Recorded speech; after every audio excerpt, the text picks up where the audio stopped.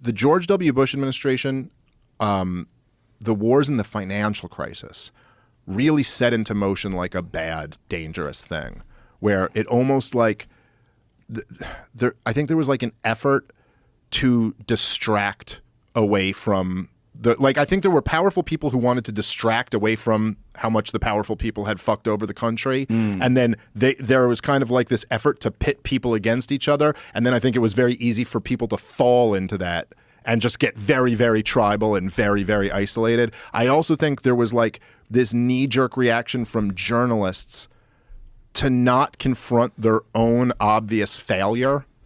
Like, in that they hadn't really been reporting on the things that actually, you know what I mean? Like, imagine there was this like ticking time bomb, like the subprime mortgage, crisis, and you were just oblivious to it. Right. And you've been reporting on all these stories, and you weren't reporting on the time bomb that was about to blow up on the working class in America. So now what do you report on? Racism, it's the problem is that this other guy is lying to you. And when Trump got elected, which I think very much was a reaction to a lot of that stuff, I think that then it was like, that's when it really all fell apart, because the media, it was so obvious that this guy who you were telling everyone, well, this guy can't possibly win and no one cares about what he has to say. And then tens of millions of people did care about what he had to say and voted for him. It was like their failure was that much more exposed. And so they just had to snap into like other explanations for what happened here.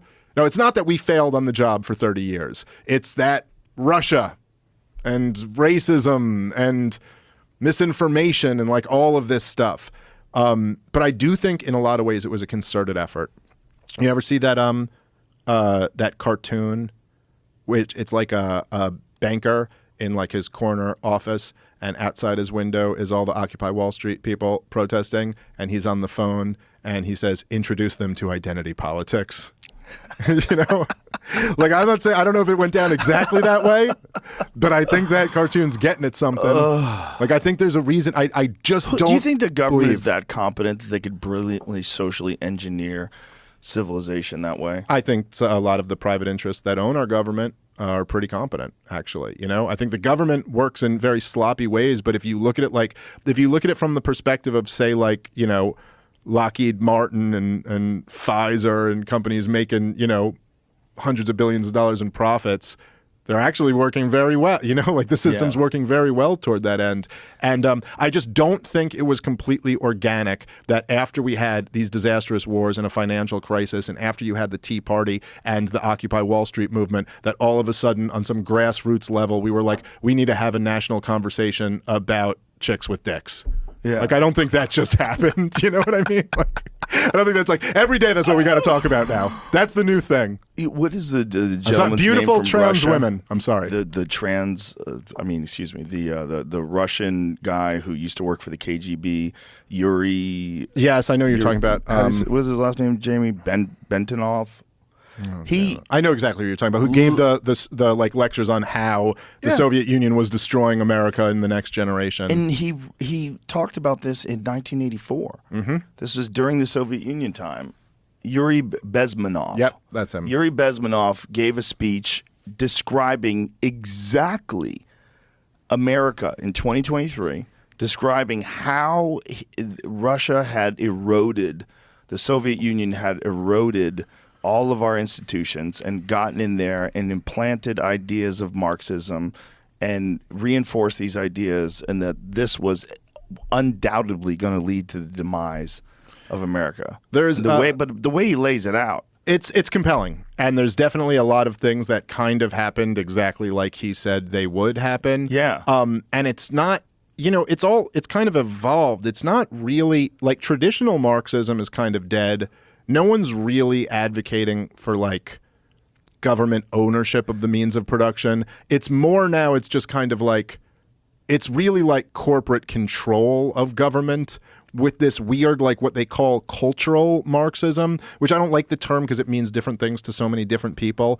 But the idea that like Marx had this economic view that everything, all of human history was a class struggle between like the oppressor class and the oppressed class. And if you like applied that to cultural issues, it's like describes wokeism to a T. Yeah. That everything can be reduced to like white, black, straight, gay, cis, trans, men, women. Like it's like everything is like the oppressor class versus the oppressed. Yes. Which is such a shallow, stupid way of analyzing anything. There's so much more to reality than that simplistic way of looking at things.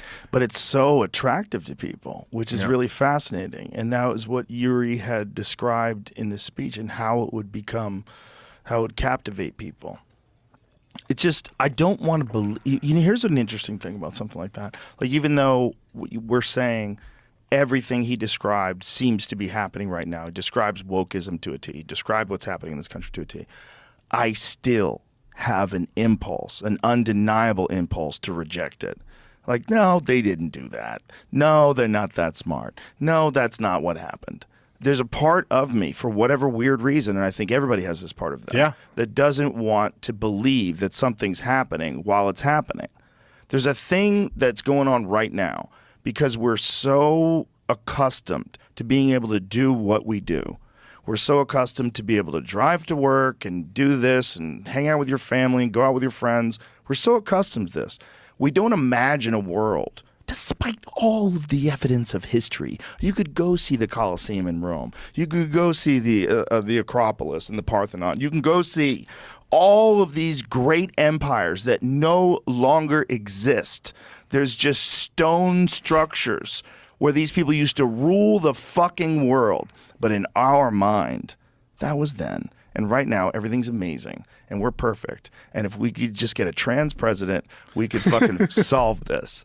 Like, we believe in the moment. Yeah. We can't look at the vast amount of data that shows us the same patterns of behavior that humans are exhibiting right now have led to disastrous consequences in the collapse of civilizations. And it's so easy when you look at those past civilizations to be like, how did you guys not see it coming? I mean, it's all around you. Right. Like, how are you not completely against? There's so many examples like that, right? It's very easy to, and I have the same impulse. It's very easy to look in the past and be like, sweet, there was slavery and you were just like okay with it. Like, you weren't against that every single day. And then you're just like, now, of course, down the road is a state prison. There's a bunch of people there for weed, but that's totally different. You know what I mean? Yeah. Like, but it's like, I don't know. In 100 years, if that all got cleaned up, you'd look back at that with the exact same view. You'd be like, you enslaved people for like bullshit. People are writing about it on their phones, which are literally made by slaves.